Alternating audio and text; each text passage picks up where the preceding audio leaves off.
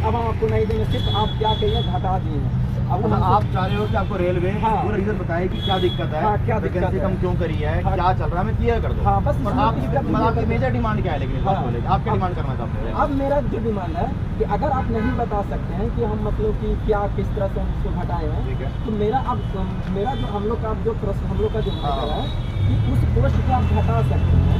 तो बताइए, आपके अधिकार भी है कि जो बंदा को सीट नहीं मिल रही है क्योंकि 1:1 में है, तो आप पोस्ट को बढ़ा भी सकते हैं। ठीक है, जब आप पोस्ट को बढ़ा भी सकते हैं, घटा सकते हैं।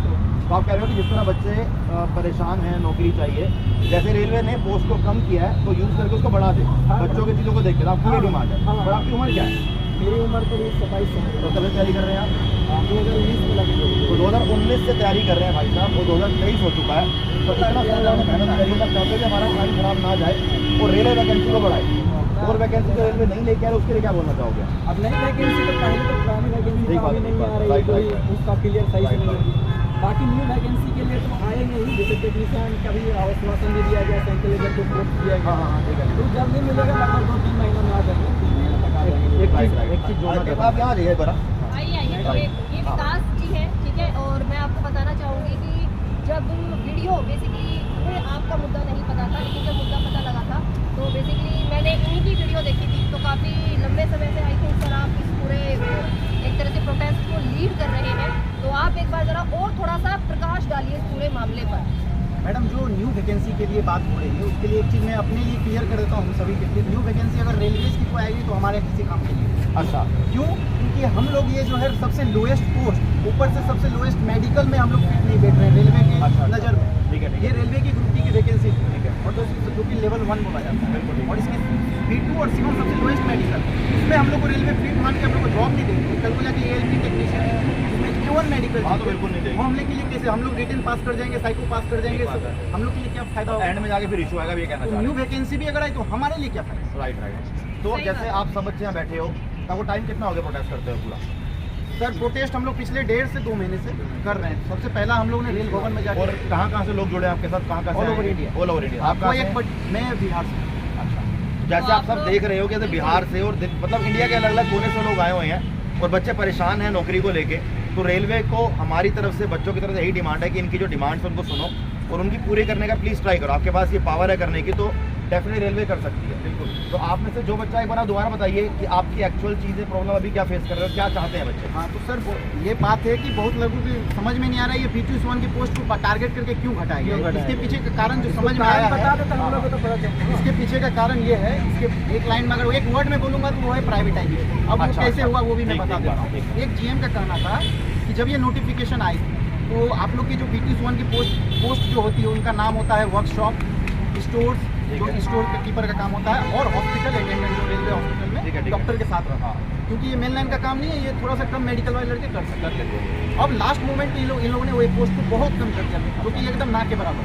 तो ये पता चली GM का कि ऐसा इसलिए हुआ क्योंकि अब हमें उस पोस्ट की ज़रूरत नहीं है। क्यों ज़रूरत नहीं है?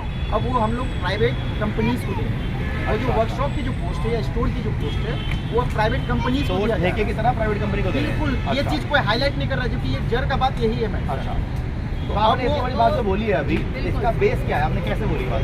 क्योंकि कुछ लड़के जो है अपने सबसे पहले हम लोग ने अपने डिफरेंट RRC दिए। अच्छा, जहाँ पे हम लोग ने अप्लाई किया, तो कुछ RRC ने खुलकर जवाब दिया, कुछ RRC ने खुलकर जवाब नहीं दिया। 2-3 RRC है, जिसमें से एक कोलकाता का RRC है, साउथ ईस्टर्न रेलवे कोलकाता। उसके विद्यार्थी हम लोग के साथ हैं। उनका कहना है कि इस तरह के वहाँ बोल रहे थे, अब हमें पोस्ट की जरूरत इसलिए नहीं है क्योंकि वो अब जो है संविदा पे लिया जा रहा है। हाँ, वो कंपनीज को दिया जा रहा है। उस पोस्ट की देखिए ट्रैक मेंटेन और ये सब जो है सेफ्टी से जुड़ा हुआ पोस्ट, सेफ्टी पोस्ट को रेलवे जो है गवर्नमेंट के लिए कंटिन्यू करना के लिए प्राइवेट है। लेकिन हमारा कहना है कि ठीक है, रेलवे अपना प्रॉफिट देखेगी, सब कुछ देख के करेगी तो ठीक है करे। लेकिन चूंकि आपने जब नोटिफिकेशन 2019 में निकाल दिया, बहुत सारे लड़के ऐसे हैं जिनको पता था पहले से कि मैं कलर ब्लाइंडनेस का हूँ। अच्छा। मुझे पता था कि मुझे बोलने में हकलाने का है, और मैं ये भी देख रहा हूँ कि मेरे लिए पोस्ट भी है, ये नौकरी मेरे लिए आई है, मेरे लिए अवसर है। और हमने उसके लिए अपना जी जान, कितने रातों की नींद भी हराम कर पाता। इसके बाद करने के बाद सब कुछ में सिलेक्ट, इवन ये भी हुआ है कि 55 नंबर वाले जॉब कर रहे हैं, 75 नंबर वाले आज धरना कर रहे हैं।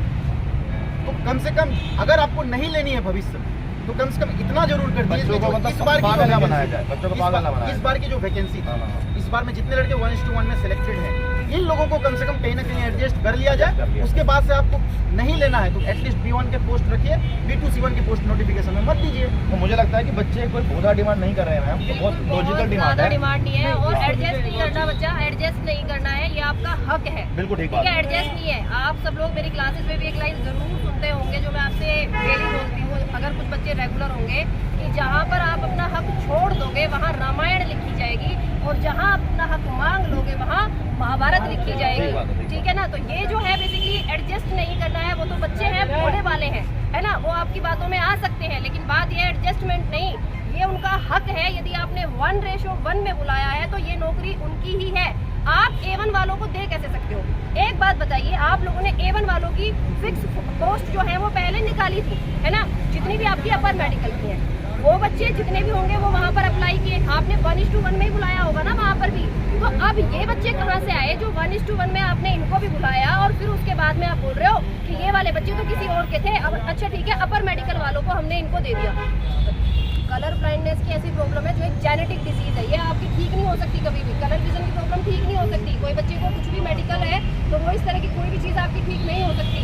तो ये सुनना ही पड़ेगा। और ये जो बच्चों की डिमांड है ये हम नहीं बोलेंगे मान लो, रिक्वेस्ट नहीं कर रहे हैं, हम बोलेंगे कि बच्चों का मान हक है, लो। बिल्कुल ये आपको मतलब मिलना चाहिए आपको ये। मैडम जब ये पोस्ट बनाई गई B2 और C1, ये कुछ तो सोच के बनाई गई बिल्कुल ठीक बात होगी है। कि जिस सब तो 6x6 आपका नहीं हो सकता है, सही है। सब तो विदाउट पावर ग्लास नहीं हो सकता है, तो इन लोगों के लिए भी पोस्ट बनाई जाए। बिल्कुल ठीक बात अब आप पोस्ट तो बना दिए, लेकिन उसमें जो A1 मेडिकल का लड़का है, A2 मेडिकल उसको आप इंटर्न दे रहे हो, तो इस पोस्ट के बनाने की उद्देश्य कभी पूरा हुआ नहीं हुआ, ठीक बात है। ये भी एक पॉइंट होना चाहिए, उस पोस्ट बनाई क्यों पोस्ट की। बनाई। और इसमें मैडम और सर विकलांग तक को जॉब होता है, रेलवे एक ऐसा सबसे बड़ा नियुक्ता है, इसमें विकलांगों के लिए भी अलग से कोटा है। लेकिन कलर ब्लाइंडनेस वाले, पावर ग्लास वाले, इन लोगों को किसी तरह के ना स्वास्थ्य में पकड़ा जा रहा है, ना ही PWD में पकड़ा तो जा रहा है। बीच में आके हम लटक लोग गए को कहीं का नहीं बच्चे। ठीक बात है।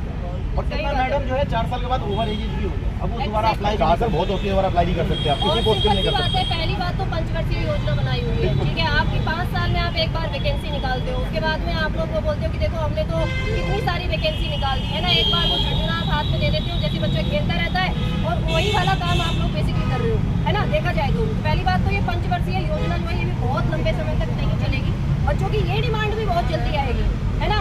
तो हमारे साथ में नवदीप सर भी हैं और नवदीप सर कुछ पॉइंट्स लेके आए थे अपने बहुत ही वैलिड जो आपसे पूछना चाहते हैं। नवदीप सर देखिए, एक बात अभी हुई थी ना, जैसे कोई भी बातें हैं तो उनका बेस क्या है। विकास जी ने अभी बहुत सारे मुद्दे हाईलाइट किए, तो उनके बेसिस पे मैं इनसे ये भी पूछना चाहता हूँ कि आप लोगों में से किसी ने RTI वगैरह भी फाइल किया था, है ना, तो RTI के जवाब क्या थे और रेलवे वालों ने वास्तव में इनको क्या बोला है, फिर उसके ऊपर इन सभी की क्या प्रतिक्रिया है, ये भी एक मेरा पॉइंट था जिसके ऊपर डिस्कशन किया जाए। हाँ, तो विकास बताएं। मोस्टली तो RTI का सबका थोड़ा थोड़ा अलग सवाल होता है, लेकिन एक जो है एवरेज जवाब जो RTI के थ्रू आता है वो मैं बता देता हूँ।